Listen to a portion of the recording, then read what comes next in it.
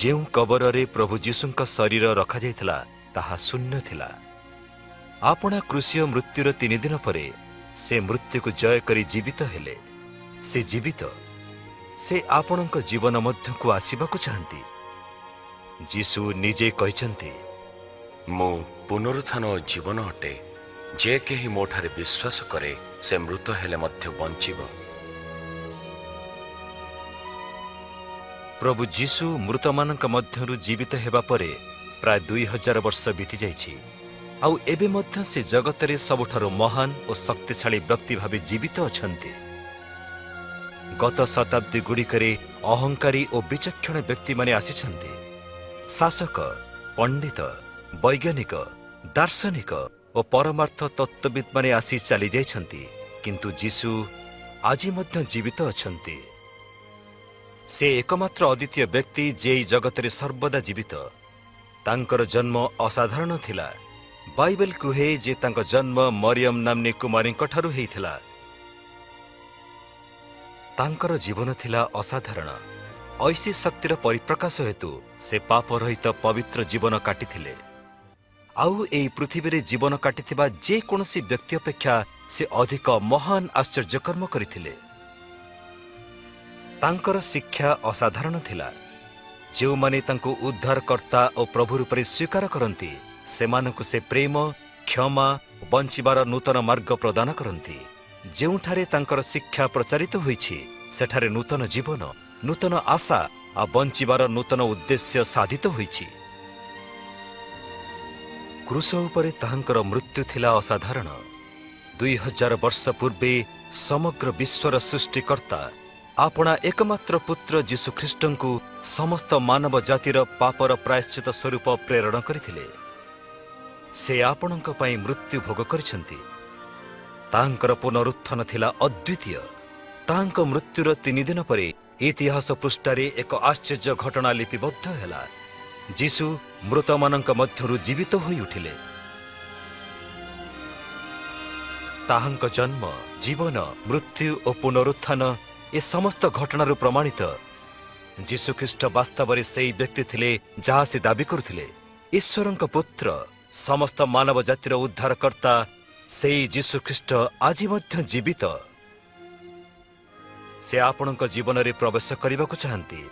ଆପଣଙ୍କ ପାପ କ୍ଷମା କରି ଏକ ଫଳପ୍ରଦ ସଫଳ ଜୀବନଯାପନ କରିବାକୁ ଶକ୍ତି ଦେବାକୁ ଚାହାନ୍ତି। ତାଙ୍କ କଥା ଶୁଣନ୍ତୁ। ହେ ପରିଶ୍ରାନ୍ତ ଭାରଗ୍ରସ୍ତ ଲୋକ ସକଳ, ମୋ ନିକଟକୁ ଆସ, ଆଉ ମୁଁ ତୁମକୁ ବିଶ୍ରାମ ଦେବି। ମୁଁ ହିଁ ପଥ, ସତ୍ୟ ଓ ଜୀବନ। ମୋ ବିନା କେହି ପିତାଙ୍କ ନିକଟକୁ ଯାଇପାରେ ନାହିଁ। ବାଇବେଲ କୁହେ ସମସ୍ତେ ପାପ କରି ଈଶ୍ୱରଙ୍କ ମହିମାରୁ ଉଣା ପଡ଼ିଅଛନ୍ତି। ଆଉ ମଧ୍ୟ ଲେଖା ଅଛି ପାପର ବର୍ତ୍ତନ ମୃତ୍ୟୁ। କିନ୍ତୁ ଆମର ପ୍ରଭୁ ଯୀଶୁଖ୍ରୀଷ୍ଟଙ୍କ ଦ୍ୱାରା ଈଶ୍ୱରଙ୍କ ଦାନ ମନୁଷ୍ୟମାନଙ୍କ ପାଇଁ ଅନନ୍ତ ଜୀବନ ଅଟେ। ଆପଣଙ୍କ ପାପର ଦଣ୍ଡ ସ୍ୱରୂପେ ଯୀଶୁ ମୃତ୍ୟୁ ଭୋଗ କରିଥିଲେ। ଏହି ମୁହୂର୍ତ୍ତରେ ସେ ଆପଣଙ୍କ ଜୀବନକୁ ଆସିବାକୁ ପ୍ରସ୍ତୁତ ଅଛନ୍ତି।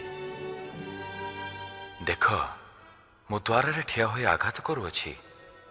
ଯଦି କୌଣସି ବ୍ୟକ୍ତି ମୋର ସ୍ୱର ଶୁଣି ଦ୍ୱାର ଖୋଲିଦିଏ, ତେବେ ମୁଁ ତାହା ହୃଦୟରେ ପ୍ରବେଶ କରିବି। ତାହାଙ୍କ ପ୍ରେମ ଓ କ୍ଷମା ଅନୁଭବ କରି ଅନନ୍ତ ଜୀବନ ପାଇବା ପାଇଁ ତାଙ୍କୁ ଆପଣଙ୍କ ପାପ ନିମନ୍ତେ ଈଶ୍ୱରଙ୍କ ପ୍ରାୟଶ୍ଚିତ ବଳି ରୂପେ ସ୍ୱୀକାର କରନ୍ତୁ। ଆଉ ବିଶ୍ୱାସରେ ତାଙ୍କୁ ନିଜ ଜୀବନ ମଧ୍ୟକୁ ଆସିବା ପାଇଁ ନିମନ୍ତ୍ରଣ କରନ୍ତୁ। ଏହା ହିଁ ଯଦି ଆପଣଙ୍କ ହୃଦୟର ଇଚ୍ଛା, ତେବେ ଆପଣ ବିଶ୍ୱାସରେ ପ୍ରାର୍ଥନା କରନ୍ତୁ, ଆଉ ଯୀଶୁଖ୍ରୀଷ୍ଟ ଆପଣଙ୍କ ଜୀବନ ମଧ୍ୟକୁ ଆସିବେ। ଏହା ଏକ ସୂଚିତ ପ୍ରାର୍ଥନା। ମୁଁ ପ୍ରଥମେ କହୁଛି, ପ୍ରଭୁ ଯୀଶୁ, ମୁଁ ଆପଣଙ୍କୁ ଚାହେଁ। ମୋ ପାପ ପାଇଁ କ୍ରୁଶ ଉପରେ ମୃତ୍ୟୁବରଣ କରିଥିବାରୁ ଧନ୍ୟବାଦ ଦିଏ। ମୁଁ ମୋ ଜୀବନର ଦ୍ୱାର ଖୋଲି ଆପଣଙ୍କୁ ମୋର ଉଦ୍ଧାରକର୍ତ୍ତା ଓ ପ୍ରଭୁ ରୂପେ ସ୍ୱୀକାର କରୁଛି। ମୋ ଜୀବନ ନିୟନ୍ତ୍ରଣ କରନ୍ତୁ, ଆଉ ମୋତେ ସେହିପରି ମନୁଷ୍ୟ କରନ୍ତୁ ଯାହା ହେବା ପାଇଁ ଆପଣ ଚାହାନ୍ତି। ଆମେନ୍। ଯଦି ଏହି ପ୍ରାର୍ଥନା ଆପଣଙ୍କ ହୃଦୟର ବାଞ୍ଛା ପ୍ରକାଶ କରେ, ତେବେ ଏହି ମୁହୂର୍ତ୍ତରେ ଆପଣ ଯୋଉଠି ଥାଆନ୍ତୁ ନା କାହିଁକି ଏହି ପ୍ରାର୍ଥନା କରନ୍ତୁ। ଯେପରି ମୁଁ ଗୋଟିଏ ଗୋଟିଏ ବାକ୍ୟ କହୁଅଛି, ସେହିପରି ନୀରବରେ ମୋର ପଛେ ପଛେ ପ୍ରାର୍ଥନା କରନ୍ତୁ। ପ୍ରଭୁ ଯୀଶୁ, ମୁଁ ଆପଣଙ୍କୁ ଚାହେଁ। मोर पाप ପାଇଁ क्रूस उपरे मृत्युवरण କରିଥିବାରୁ ଧନ୍ୟବାଦ ଦିଏ। ମୁଁ ମୋ ଜୀବନର ଦ୍ୱାର ଖୋଲି ଆପଣଙ୍କୁ ମୋର ଉଦ୍ଧାରକର୍ତ୍ତା ଓ ପ୍ରଭୁ ରୂପେ ସ୍ୱୀକାର କରୁଅଛି। ମୋ ଜୀବନ ନିୟନ୍ତ୍ରଣ କରନ୍ତୁ ଆଉ ମୋତେ ସେହିପରି ମନୁଷ୍ୟ କରନ୍ତୁ ଯାହା ହେବା ପାଇଁ ଆପଣ ଚାହାନ୍ତି। ଆମେନ୍।